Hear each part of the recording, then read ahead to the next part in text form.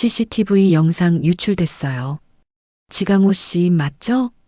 HR 팀장의 목소리는 차가웠고 이 지역의 사무실 모니터에는 모자이크 처리된 한 남성의 뒷모습이 어둑한 창고 앞을 서성이는 장면이 재생되고 있었어요. 화면 하단에는 자극적인 캡션이 달려 있었죠. AP 인수주도 기업, 직원 가족 범죄 연루 의혹. SNS 조회수는 이미 30만을 넘어섰고 댓글창은 추측과 비난으로 넘쳐나고 있었습니다. 이 지역은 화면을 끄지 않고 조용히 물었어요. 출처 확인됐습니까? 익명 제보입니다. 하지만 타임스탬프가 어젯밤 11시 42분이고 위치는 용산구 이촌동 물류창고 인근이라고요. 그 창고 누구 소유입니까? AP그룹 협력사 중 하나입니다. 이 지역의 눈빛이 날카로워졌어요. 우연이 아니었죠. 누군가 의도적으로 지강호를 그곳으로 유인했고 CCTV까지 확보해서 유출시킨 거예요. 그리고 그 타이밍은 너무나도 완벽했습니다. AP그룹 본입찰 일주일 전 실사팀이 회사 내부 도덕성까지 점검하기 시작한 바로 그 시점이었으니까요. 지은호 매니저는 아직 모르나요? 네, 현장 출장 중이라 연락이 안 되고 있습니다. 좋습니다. 일단 법무팀과 공동 대응하고 외부 유출은 차단하세요. 그리고 이 지역은 잠시 멈췄다가 단호하게 말했어요. 지강호 씨 연락처 제게 주십시오. 제가 직접 만나겠습니다. HR 팀장이 나간 후 이 지역은 창밖을 바라보며 주먹을 쥐었어요. 지은호의 얼굴이 떠올랐거든요. 하자 처리 하나하나를 직접 손으로 확인하며 제가 좋아서 하는 일이라고 웃던 그 얼굴. 그런데 이제 그 웃음 뒤에 숨겨진 가족의 무게까지 짊어지게 만들고 있었어요. 이 지역은 스스로에게 물었죠. 내가 시작한 이 사업이 은호를 지키는 길인가 아니면 더 깊은 수렁으로 끌어들이는 길인가. 같은 시각 협력사 공장 2층 회의실에서 지은호는 작업복을 입은 채 도면을 펼쳐놓고 있었어요. 공장장과 품질관리팀장이 마주 앉았고 테이블 위에는 불량 샘플들이 쭉 늘어서 있었죠. 지은호는 하나하나 손으로 만지며 말했습니다. 이 접합 부분 0.3mm 차이인데 이게 누적되면 전체 구조물 뒤틀림으로 이어져요. 고객이 하자라고 느끼는 순간 신뢰는 한순간에 무너지거든요. 공장장은 투박하게 웃었어요. 그걸 당신이 왜 이렇게까지 신경 쓰는지 모르겠어요. 본사 사람들은 보통 서류만 보고 가던데 저는요, 서류보다 손으로 만지는 게 더 정확하거든요. 그리고 이건 제가 좋아서 하는 일이에요. 품질관리팀장이 조심스럽게 물었죠. 근데 매니저님, 요즘 SNS에서 이상한 소문 도는 거 아세요? 봉사물품 리베이트 어쩌고 저도 알아요. 그런데도 이렇게 현장에 나오시는 거예요? 당연하죠. 제가 안 했으니까요. 안 한 건 안 한 거예요. 그걸 증명하는 방법은 멈추는 게 아니라 계속 제대로 하는 거라고 생각해요. 지은호의 목소리는 떨리지 않았어요. 하지만 휴대폰을 주머니에 넣을 때 손끝이 살짝 차가워진 걸 느꼈죠. 동생 지강호에게서 온 마지막 문자가 계속 신경 쓰였거든요. 누나, 나 이제 괜찮아 할 수 있어. 괜찮다는 말이 오히려 불안하게 들렸어요. 그때 휴대폰이 진동했습니다. 이지혁이었어요. 은호야, 지금 어디야? 협력사 현장이요. 왜요, 선배? 아무것도 아니야. 저녁 때 돌아오면 연락해. 무슨 일 있어요? 목소리가 이상한데. 나중에 얘기하자. 지금은 그냥 내가 하던 일 집중해. 전화를 끄는 이지혁의 목소리에는 뭔가 무거운 게 깔려 있었어요. 지은호는 본능적으로 알았죠. 또 뭔가 터진 거라고. 한편 고성이는 자신의 서재에서 태블릿을 천천히 넘기고 있었어요. 화면에는 방금 유출된 CCTV 영상 기사가 띄워져 있었고 그 옆에는 AP그룹 실사팀 도덕성 항목 추가 검토라는 내부 문건이 놓여 있었죠. 그녀는 만족스러운 미소를 지으며 인맥 코디네이터에게 전화를 걸었습니다. 1단계 완료, 이제 2단계로 넘어가요. 2단계요? 이지원과 영나 그 둘의 관계를 스캔들로 만들어요.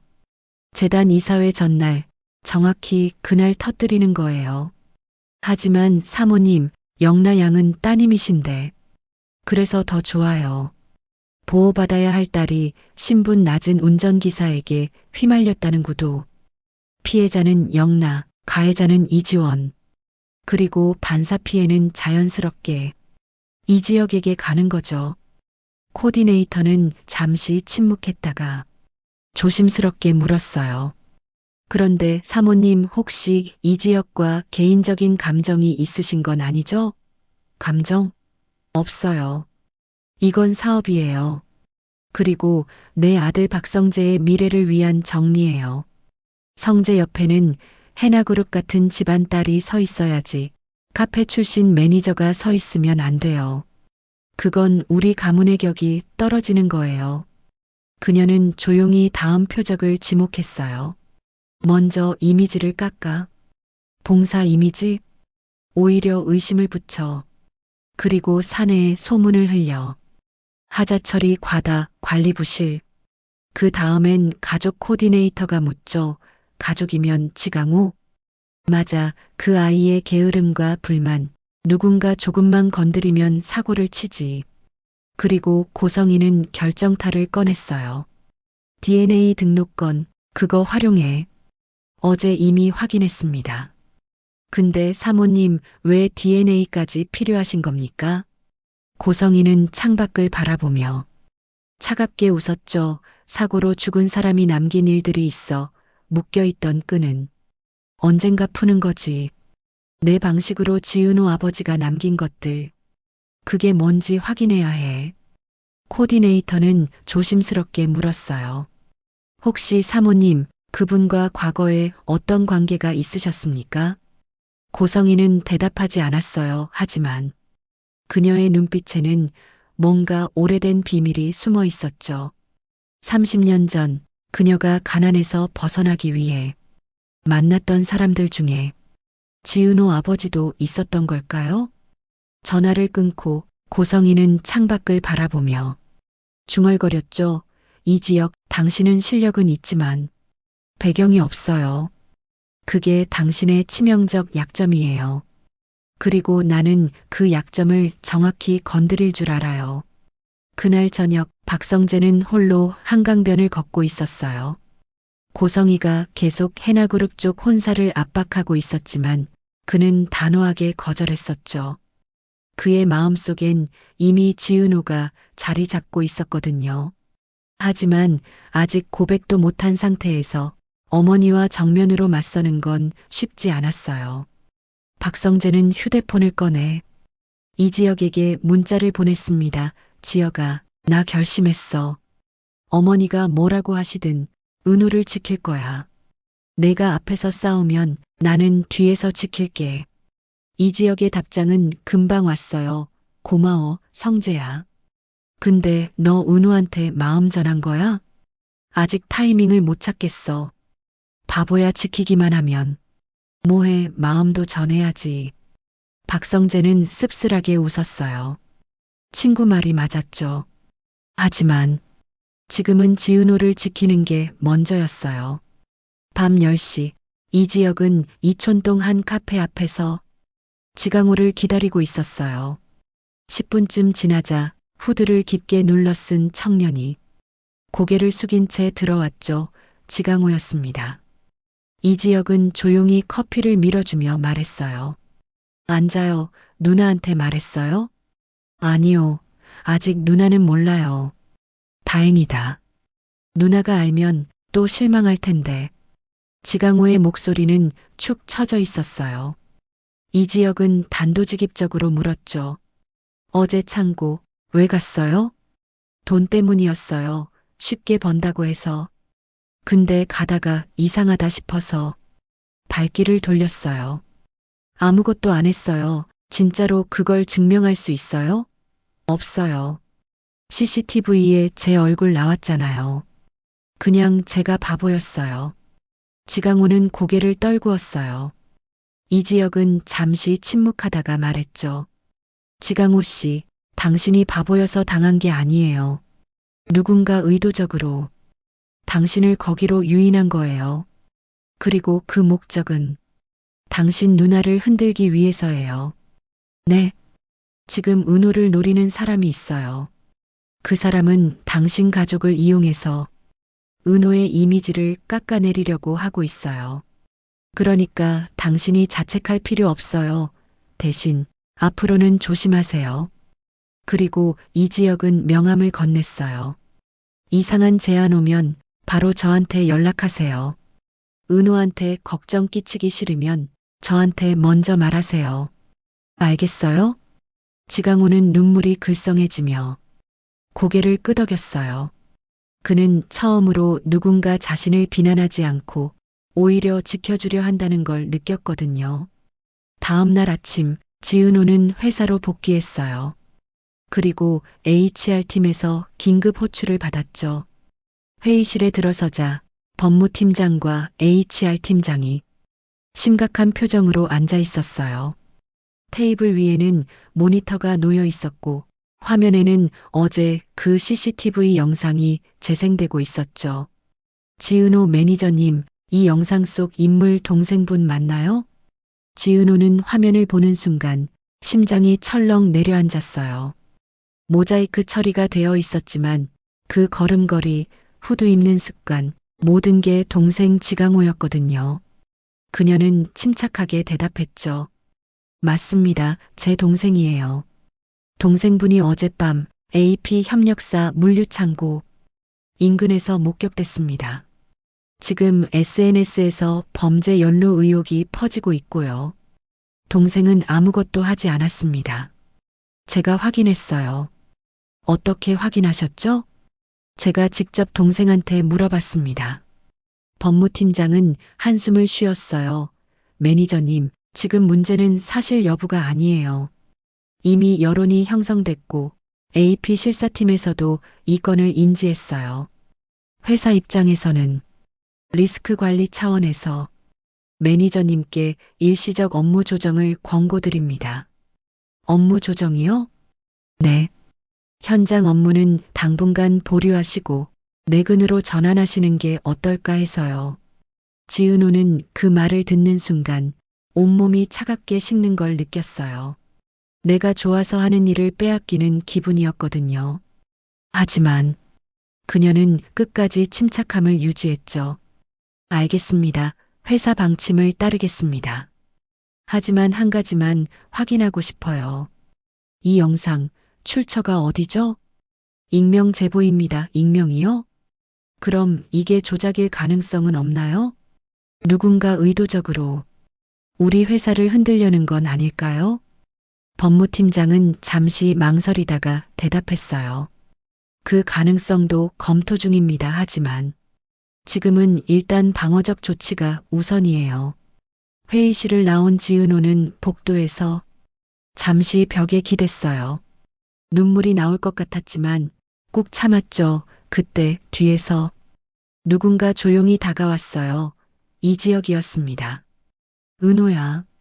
선배, 괜찮아? 괜찮아요. 저 괜찮아요. 하지만 목소리는 떨리고 있었어요. 이지혁은 그녀의 어깨를 가볍게 두드렸죠. 은호야, 지금 누군가 너를 무너뜨리려고 해. 하지만 난 안 무너지게 할 거야. 그러니까 너도 버텨 알겠지? 네. 그 순간 지은호는 처음으로 울컥하는 감정을 느꼈어요. 누군가 자신을 지키려 한다는 게 이렇게 따뜻한 거였구나. 같은 시각 이지원은 박영란을 태우고 미술관으로 향하고 있었어요. 영란은 조수석에서 스케치북을 펼쳐놓고 뭔가 그리고 있었죠. 이지원이 신호 대기 중에 슬쩍 물었어요. 영나 씨, 요즘 뭐 그려요? 오빠. 네. 오빠요. 오빠 옆모습 그리고 있어요. 이지원은 당황해서 핸들을 잠깐 헛짚을 뻔했어요. 영나는 피식 웃으며 스케치북을 보여줬죠. 정말로 운전하는 이지원의 옆모습이 섬세하게 그려져 있었어요. 왜요? 이상해요? 아니, 그냥 갑자기 그러셔서. 오빠는요, 제가 그림 그릴 때 제일 편한 사람이에요. 긴장 안 하고 자연스럽게 그릴 수 있거든요. 이지원은 아무 말도 못했어요. 가슴이 두근거리는 걸 숨기려고 애쓰면서 그는 조용히 운전에만 집중했죠. 하지만 백미러 너머로 멀찍이 서 그들을 따라오는 검은색 세단이 보였어요. 번호판도 가려져 있었고 운전석에는 선글라스를 낀 남자가 앉아 있었죠. 이지원은 본능적으로 느꼈어요. 누군가 우리를 감시하고 있다. 미술관 주차장에 도착해서 이지원은 영나에게 조심스럽게 말했어요. 영나 씨, 요즘 혹시 이상한 사람 본 적 없어요? 따라다니거나 사진 찍거나. 아니요, 왜요? 아무것도 아니에요. 그냥 조심하라는 말이에요. 영나는 고개를 갸웃했지만 이지원은 더 이상 말하지 않았어요. 대신 그는 휴대폰을 꺼내 형 이지혁에게 문자를 보냈죠. 형, 누군가 나랑 영나 씨를 미행하는 것 같아. 조심해야 할 것 같은데. 그날 오후 고성이는 재단 이사회 자료를 최종 점검하고 있었어요. 자료 맨 마지막 페이지에는 이렇게 적혀 있었죠. 재단 관계자 도덕성 점검 항목 신설 제안. 그리고 그 아래 작은 글씨로 이렇게 추가되어 있었어요. 특히 보호 대상 박영나와 불미스러운 관계 형성, 가능성 있는 인물 재검토 필요. 이지원을 겨냥한 문장이었죠. 그녀는 만족스럽게 미소 지으며 중얼거렸어요. 이번 이사회가 끝나면 이지원은 자동으로 영나 곁에서 멀어질 거예요. 그리고 그 여파는 당연히 이지혁에게도 미칠 거고. 두 마리 토끼를 한 번에 잡는 거죠. 저녁 이상철의 집 식탁에는 온 가족이 모여 앉아 있었어요.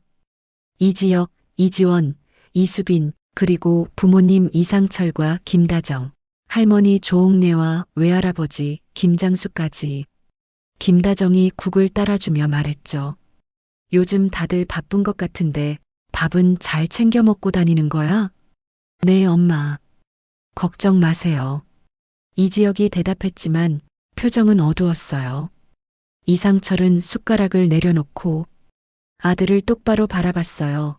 지혁아, 아빠가 평생 직장 생활하면서 배운 게 하나 있어. 사람을 지키려면 정면으로 맞서야 한다는 거야.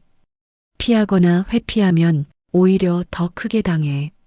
그러니까 내가 정말 그 아이를 지키고 싶다면 떳떳하게 앞에 서라. 이지혁은 아버지의 말에 깊이 공감했어요. 맞아요. 이제는 정면으로 맞설 때였어요. 다음 날 AP그룹 본입찰 최종 프레젠테이션 날이었어요. 대형 회의실에는 AP 매각자문사, 실사팀, 그리고 경쟁사들이 모여 있었죠. 이지혁은 단상 앞에 서서 침착하게 말하기 시작했어요. 저희는 숫자가 아닌 사람을 사려고 합니다. AP그룹의 기술력, 생산 노하우, 그리고 무엇보다 현장에서 일하는 분들의 땀과 신뢰를 사려는 거예요. 그때 자문사 측에서 날카로운 질문이 날아왔어요. 하지만 최근 귀사 내부에서 도덕성 논란이 불거지지 않았습니까? 직원 가족의 범죄 연루 의혹, SNS에서 상당히 화제더군요. 회의실이 술렁였어요. 이지혁은 예상했던 질문이었지만 그래도 가슴이 철렁 내려앉았죠. 하지만 그는 흔들리지 않고 정면으로 대답했어요. 네, 알고 있습니다. 하지만 그건 사실이 아닙니다. 저희 법무팀에서 확인한 결과 해당 영상은 악의적으로 편집되고 유포된 것이며 실제로 어떤 범죄 행위도 일어나지 않았습니다. 오히려 저희는 이 사건을 통해 확신하게 됐어요. 누군가 저희 회사를 흔들기 위해 조직적으로 움직이고 있다는 걸요. 그리고 그건 이지혁은 잠시 멈췄다가 회의실 뒤편에 앉아 있는 고성희를 똑바로 바라보며 말했죠. 이번 인수전이 얼마나 중요한지, 그리고 누군가에게 얼마나 위협적인지 증명하는 거라고 생각합니다. 고성희의 얼굴이 미세하게 굳었어요. 이지혁은 계속 말을 이었죠. 저희가 AP를 인수하려는 이유는 돈이 아닙니다. 이 회사가 무너지면 협력사 300개, 직원 2,000명, 그리고 그 가족들까지 합치면 최소 5,000명의 삶이 흔들립니다. 저희는 그 사람들의 삶을 지키고 싶어요. 그게 저희가 사람을 산다고 말하는 이유입니다. 프레젠테이션이 끝나고 회의실을 나오는 이지혁에게 박성재가 다가왔어요. 야, 너 방금 완전 선전포고했다. 알아. 이제 돌아갈 수 없어. 그래, 그게 너답다. 근데 지혁아. 박성재는 목소리를 낮췄죠. 고성이, 이제 본격적으로 움직일 거야. 조심해. 알아. 그래서 준비했어. 이지혁은 서류 봉투를 꺼냈어요. 안에는 고성희의 과거 사업 이력, 의심스러운 자금 흐름, 그리고 최근 이지원 박영나 미행 정황까지 정리되어 있었죠. 성재야, 이거 내가 봐줘. 필요한 순간에 쓸 거야. 너 진짜 싸울 생각이구나. 응, 이제는 지킬 때야. 그날 저녁 지은호는 회사 옥상에서 혼자 서 있었어요. 내근으로 전환된 후 처음으로 현장에 나가지 못한 날이었거든요. 손에는 아직 완성하지 못한 하자리스트가 들려 있었고 그녀는 그걸 보며 씁쓸하게 웃었죠. 제가 좋아서 하는 일인데 왜 이렇게 빼앗기는 기분이 들까요? 그때 뒤에서 목소리가 들렸어요. 빼앗긴 게 아니야. 잠깐 보관 중인 거지. 이지혁이었어요. 그는 지은호 옆에 서서 함께 도시 야경을 바라봤죠. 은호야, 나 너한테 미안해. 왜요? 내가 시작한 일 때문에 내가 다쳤어. 내 동생도 휘말렸고, 아니에요. 선배, 이건 선배 잘못이 아니에요. 누군가 악의적으로 움직인 거잖아요. 그래도 내가 지키지 못했어. 내가 널 끌어들이고도 제대로 보호하지 못했어. 지은호는 이지혁을 돌아봤어요. 그의 표정이 이렇게 무너진 걸 처음 봤거든요. 선배, 저요. 사실 선배한테 고백했을 때 차인 거 아직도 좀 아파요. 근데 그거보다 더 아픈 건 선배가 이렇게 힘들어하는 모습을 보는 거예요. 이지혁은 지은호를 바라봤어요. 그녀의 눈에는 눈물이 살짝 맺혀 있었지만 웃고 있었죠. 그러니까 선배, 우리 같이 버텨요. 선배 혼자 다 짊어지지 말고 저도 좀 기대게 해주세요. 저도 강해요. 생각보다요. 이지혁은 처음으로 마음속 벽이 조금 무너지는 걸 느꼈어요. 비혼주의자였던 자신이 누군가를 지키고 싶다는 감정이 이렇게 강렬할 줄 몰랐거든요. 은호야, 네. 고마워. 내가 옆에 있어서. 그 순간 두 사람 사이의 거리가 조금 가까워졌어요. 하지만 이지혁은 여전히 한 발 물러섰죠. 아직은 아니었어요. 지은호를 완전히 지킬 수 있을 때, 그때 비로소 자신의 마음을 전할 수 있을 거라고 생각했거든요.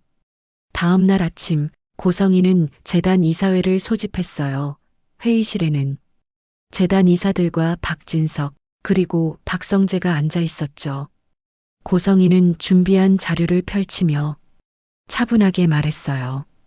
오늘 안건은 재단 관계자 도덕성 점검입니다. 특히 우리 딸 영나를 보호하는 차원에서 주변 인물들에 대한 재검토가 필요하다고 판단했습니다. 화면에는 이지원과 박영나가 함께 있는 사진들이 띄워졌어요.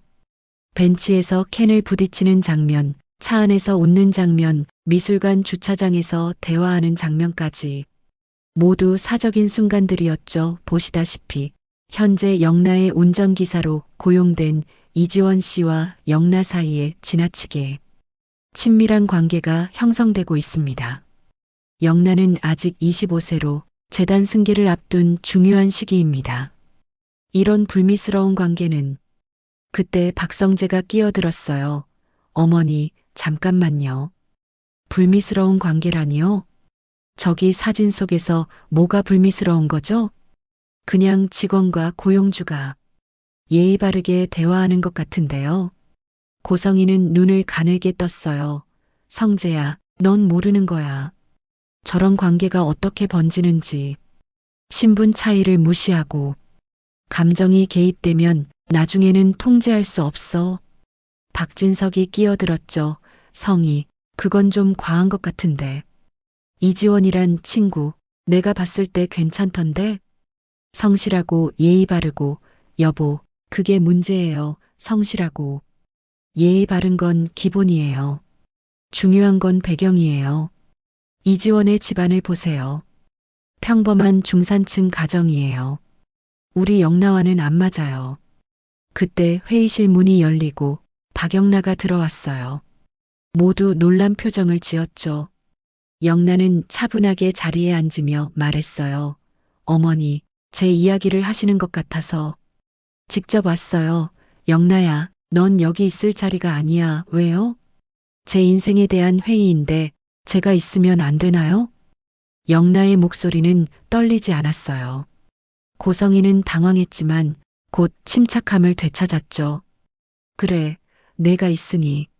직접 물을게. 너 이지원과 무슨 관계니? 좋은 사람이요. 제가 편하게 의지할 수 있는 사랑하니? 회의실이 조용해졌어요. 영나는 잠시 망설이다가 솔직하게 대답했죠. 잘 모르겠어요. 하지만 이지원 오빠가 제 곁에 있으면 안심이 돼요.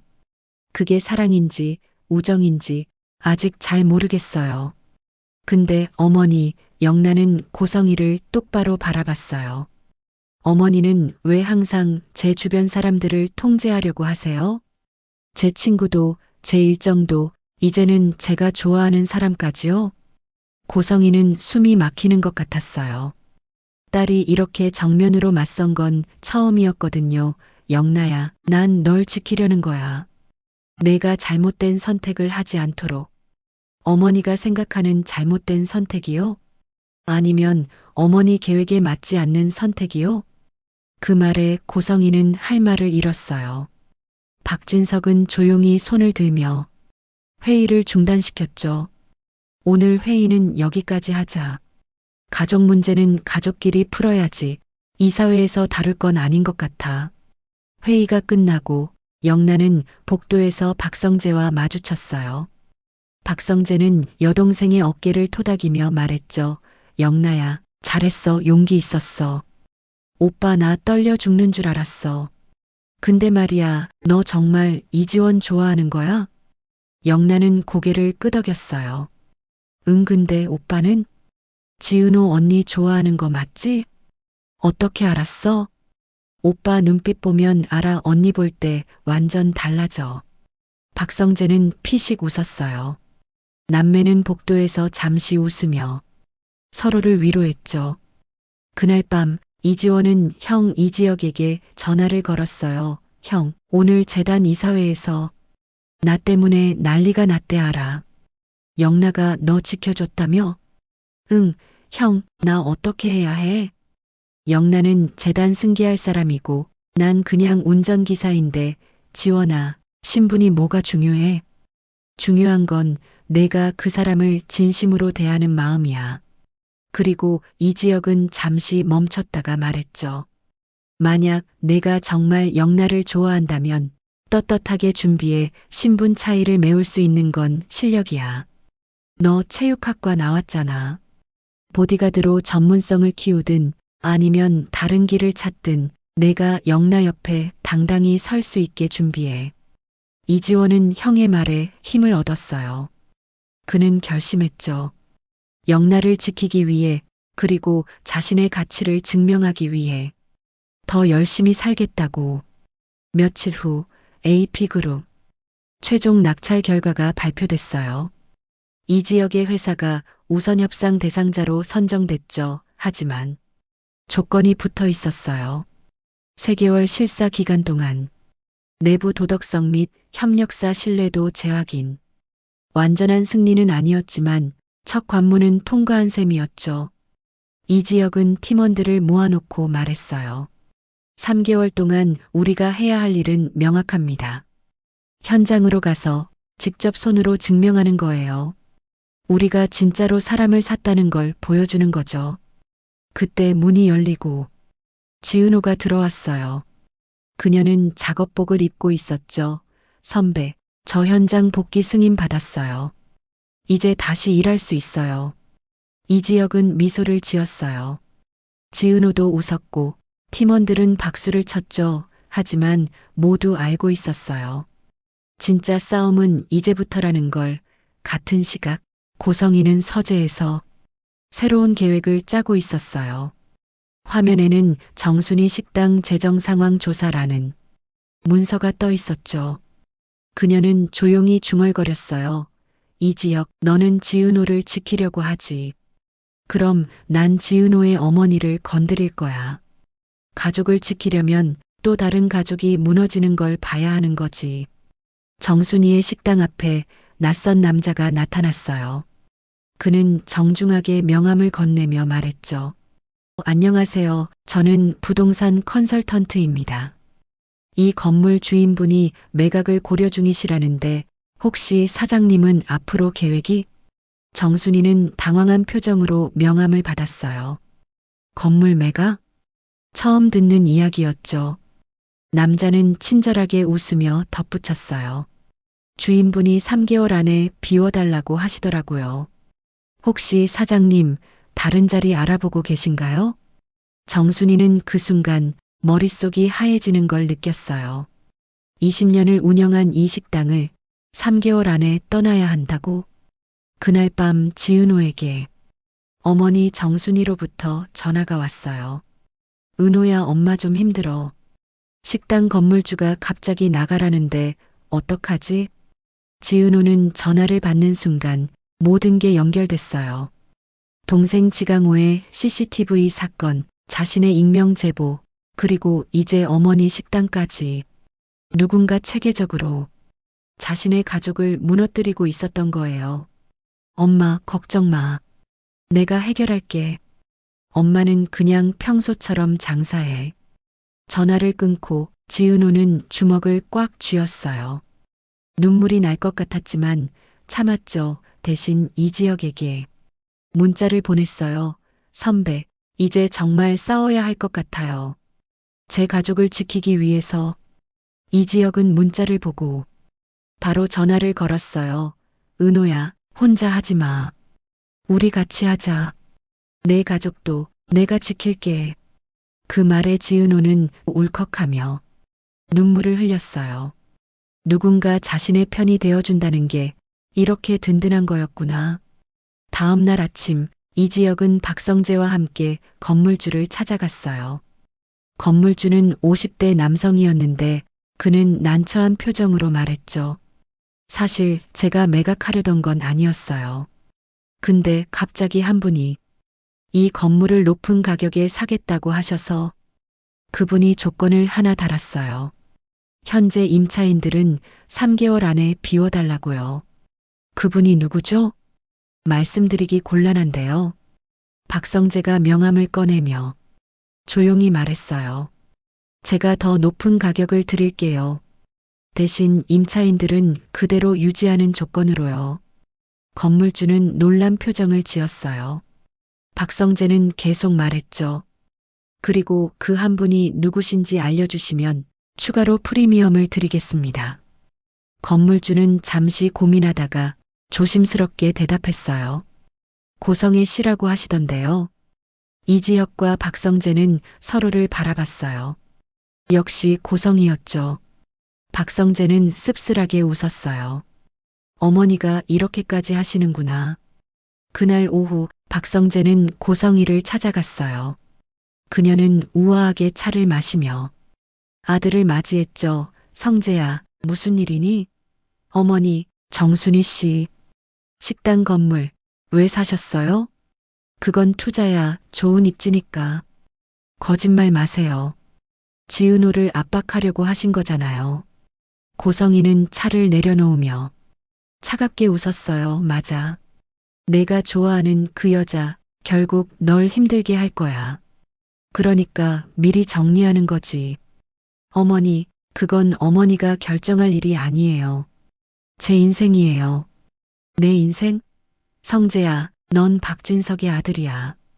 우리 집안의 미래를 짊어질 사람이야. 카페 출신 여자랑 어울려서 되겠니? 박성재는 깊게 한숨을 쉬었어요. 어머니, 전 지은호를 포기할 생각 없어요. 그리고 어머니가 계속 이러시면 전 어머니 편에 서지 않을 거예요. 고성이는 충격받은 표정을 지었어요. 아들이 자신에게 이렇게 정면으로 맞선 건 처음이었거든요.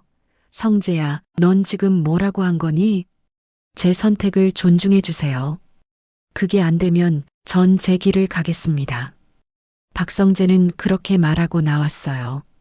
고성이는 멍하니 앉아서 떨리는 손으로 찻잔을 들었죠. 아들마저 자신을 떠날까봐 처음으로 두려움을 느꼈어요. 이지혁과 지은호는 정순이의 식당 앞에 섰어요. 이지혁이 말했죠. 은호야, 건물은 성재가 샀어. 그러니까 어머니는 계속 장사하실 수 있어. 정말요? 그럼 성재 오빠가 응, 그 친구도 너를 지키고 싶어 해. 지은호는 눈물이 핑 돌았어요. 이지혁은 그녀의 어깨를 가볍게 두드렸죠. 은호야, 이제 알겠지? 너 혼자가 아니야. 우리 모두 내 편이야. 그 순간 식당 문이 열리고 정순이가 나왔어요. 그녀는 딸을 보고 환하게 웃었죠. 은호야, 어서 와. 엄마가 오늘 내가 좋아하는 김치찌개 끓였어. 지은호는 어머니를 안으며 조용히 울었어요. 이지혁은 그 모습을 보며 생각했죠. 이제 정말 싸움이 시작이야. 하지만 이번엔 혼자가 아니야. 우리 모두 함께니까. 30년 전 지은호 아버지와 고성의 사이에는 어떤 비밀이 있었을까요? DNA가 밝혀낼 진실은 무엇일까요? 그 답은 다음 이야기에서 계속됩니다.